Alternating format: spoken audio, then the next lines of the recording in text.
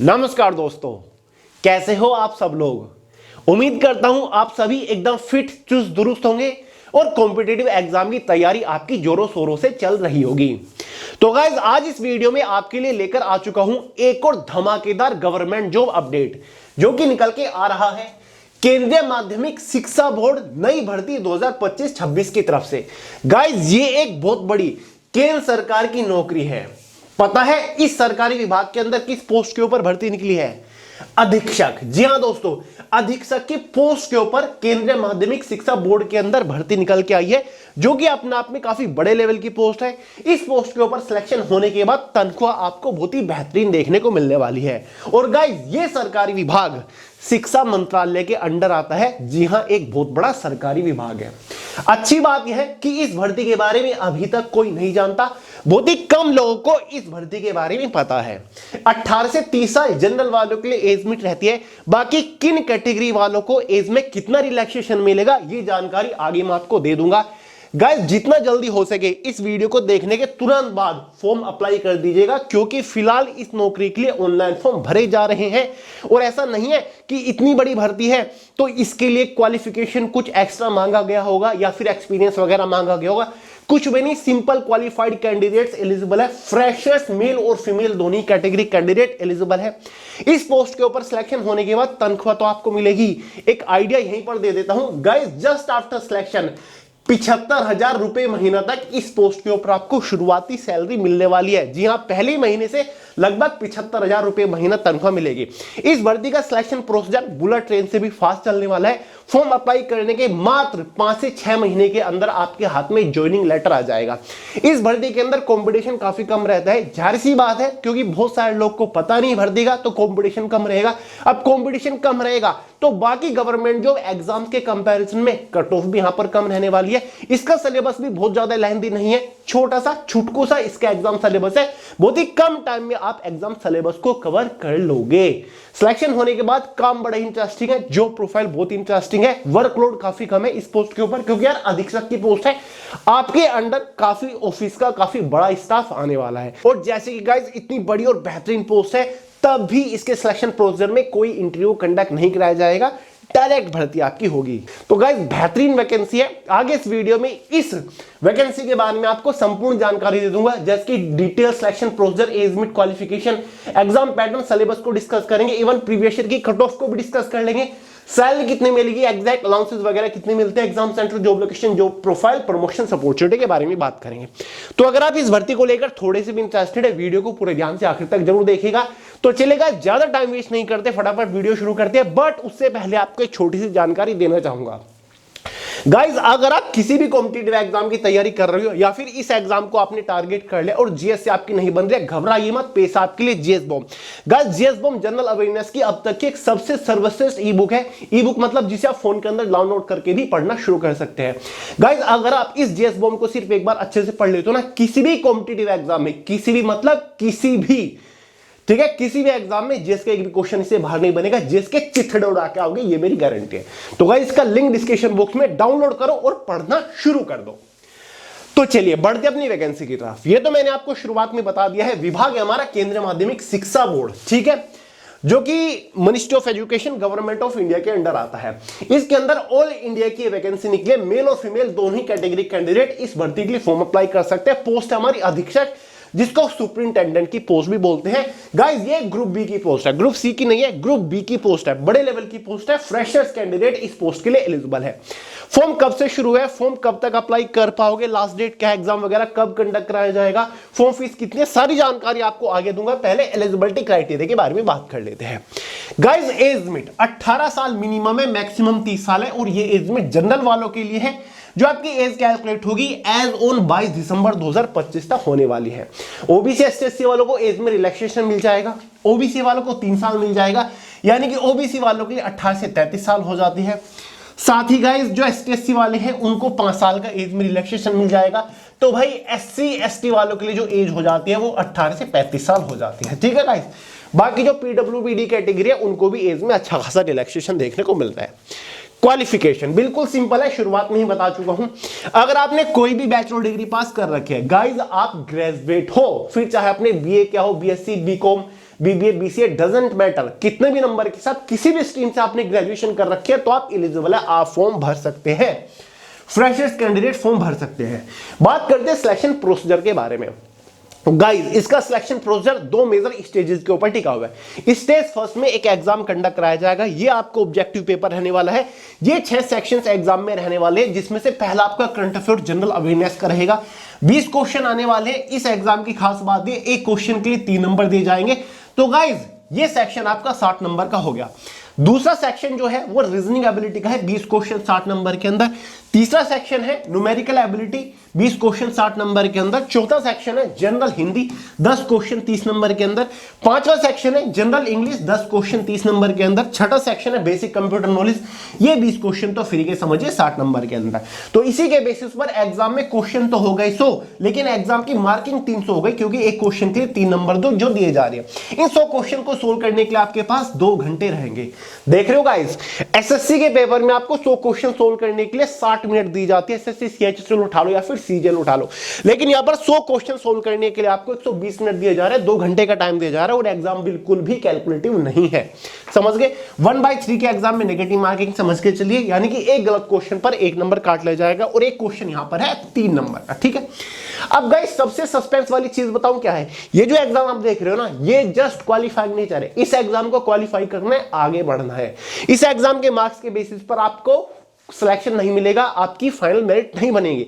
Final merit जो बनेगी वो टियर सेकंड एग्जाम के मार्क्स के बेसिस पर बनेगी, जो कि आपके सामने स्क्रीन के ऊपर है। ठीक है गाइस, अब पिछले साल की कट ऑफ के बारे में अगर हम बात करें, पिछले साल ये जो एग्जाम 300 नंबर का है, ये पहले 450 का था, और पिछले साल सुपरिंटेंडेंट की पोस्ट के ऊपर जनरल वालों की 450 में से जो कट ऑफ गई थी वो 316 नंबर पर गई थी। ठीक है, ईडब्ल्यूएस वालों की 450 में से 300 नंबर पर गई थी।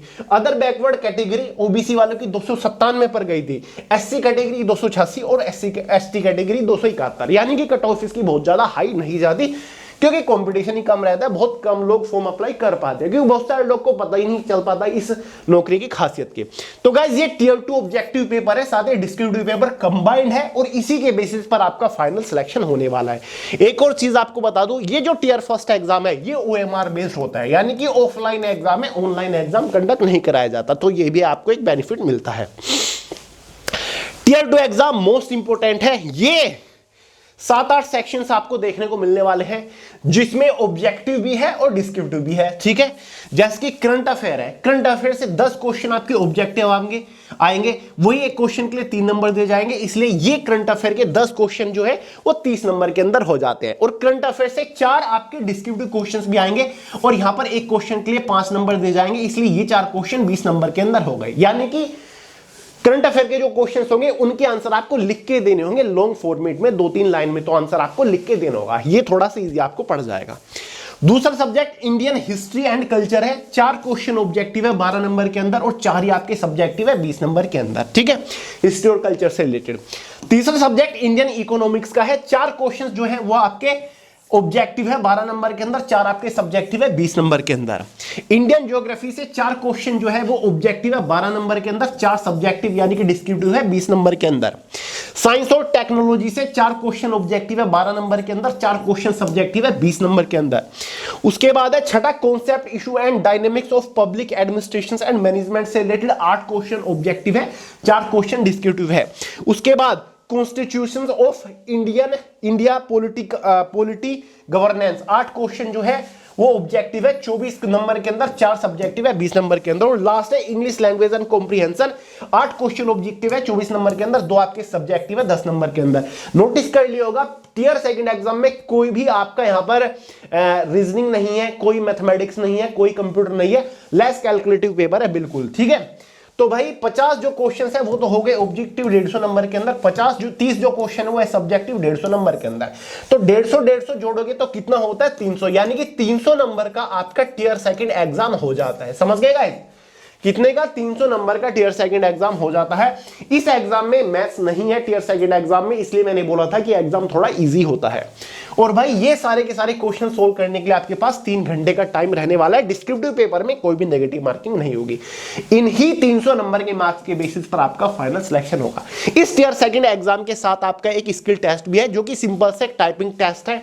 या तो आप इंग्लिश की टाइपिंग कर लो या फिर हिंदी की टाइपिंग कर लो। इंग्लिश की टाइपिंग करना चाहते हो तो 35 वर्ड पर मिनट की स्पीड निकालनी है, हिंदी की टाइपिंग करना चाहते हो तो 30 वर्ड पर मिनट की स्पीड निकालनी है। ये टाइपिंग टेस्ट जस्ट क्वालिफाइंग है, इसके लिए आपको कोई भी मार्क्स नहीं दिया जाएगा, जस्ट क्वालिफाई करने आगे बढ़ना है। फाइनल सिलेक्शन जो होगा वो केवल इन्हीं 300 नंबर के मार्क्स के बेसिस पर होगा, ठीक है guys.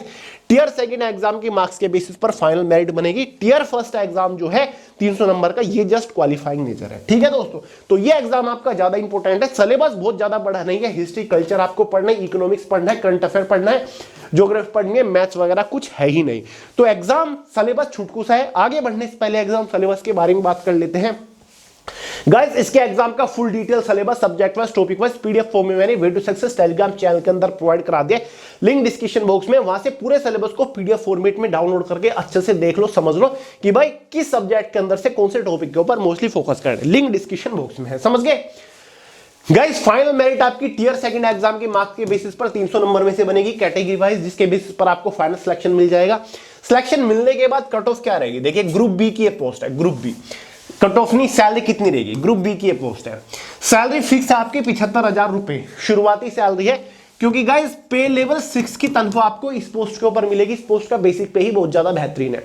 Just after selection with all and extra allowances after saving पे कमीशन 75,000 रुपए महीना पहले महीने से आपके हाथ में सैलरी मिलना शुरू हो जाएगी, और साल दर साल आपकी सैलरी इंक्रीज होती रहेगी। अगले साल 8वां पे कमीशन लागू हो जाएगा, तो सैलरी में जबरदस्त उछाल आपको देखने को मिलेगा, समझ गए।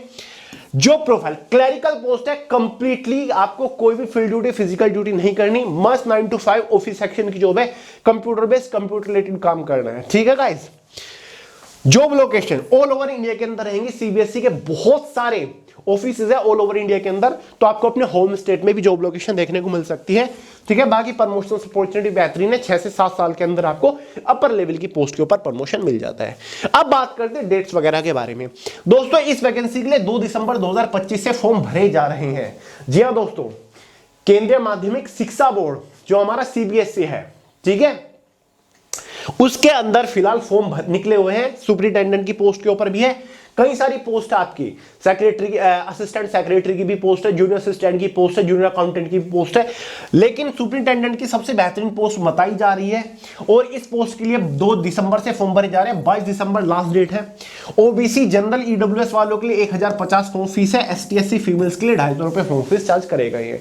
फॉर्म फिलहाल भरे जा रहे हैं, इसका जो नोटिफिकेशन है टेलीग्राम चैनल में पीडीएफ फॉर्म में दे दिया मैंने। फॉर्म भरने का डायरेक्ट लिंक वीडियो के नीचे डिस्क्रिप्शन बॉक्स में, जितना जल्दी हो सके फॉर्म भर दीजिएगा, ठीक है। बढ़िया अपॉर्चुनिटी है। टेंटेटिवली एग्जाम डेट के बारे में अगर मैं आपको बताऊं, फरवरी 2026 में गारंटेडली एग्जाम कंडक्ट करा लिया जाएगा। जुलाई 2026 तक आपके हाथ में ज्वाइनिंग लेटर आ जाएगा। अब बताइए इससे ग्रैंड अपॉर्चुनिटी आपके लिए क्या हो सकती है कोई और, ठीक है। तो गाइस बढ़िया है, ये इसका नोटिफिकेशन है, ये रहा इसका नोटिफिकेशन, 2/12/2025 को नोटिफिकेशन निकला था। ये रही आपकी सारी की सारी पोस्ट, ठीक है गाइस। तो ऐसा नहीं है कि मैं आपको कोई अपनी तरफ से जानकारी दे रहा हूं, एकदम ऑफिशियल डिपार्टमेंट की तरफ से जानकारी निकली है। वैसे मैंने आपको एक वीडियो प्रोवाइड करा था सीबीएसई का, लेकिन उसमें 4-5 पोस्ट एक साथ कवर करी, इस वजह से काफी सारी चीजें मैसअप हो गई थी, काफी सारे लोग समझ नहीं पाए। वहीं पर मैं आपको जूनियर असिस्टेंट की पोस्ट के बारे में जानकारी दे रहा हूं, वहीं पर असिस्टेंट सेक्रेटरी बता रहा हूं, वहीं पर आपको असिस्टेंट अकाउंटेंट बता रहा हूं, तो कंफ्यूजन हो गया था स्टूडेंट्स को। मैंने सोचा कि अलग वीडियो में आपको बढ़िया पोस्ट के बारे में जानकारी दे दूं, ठीक है।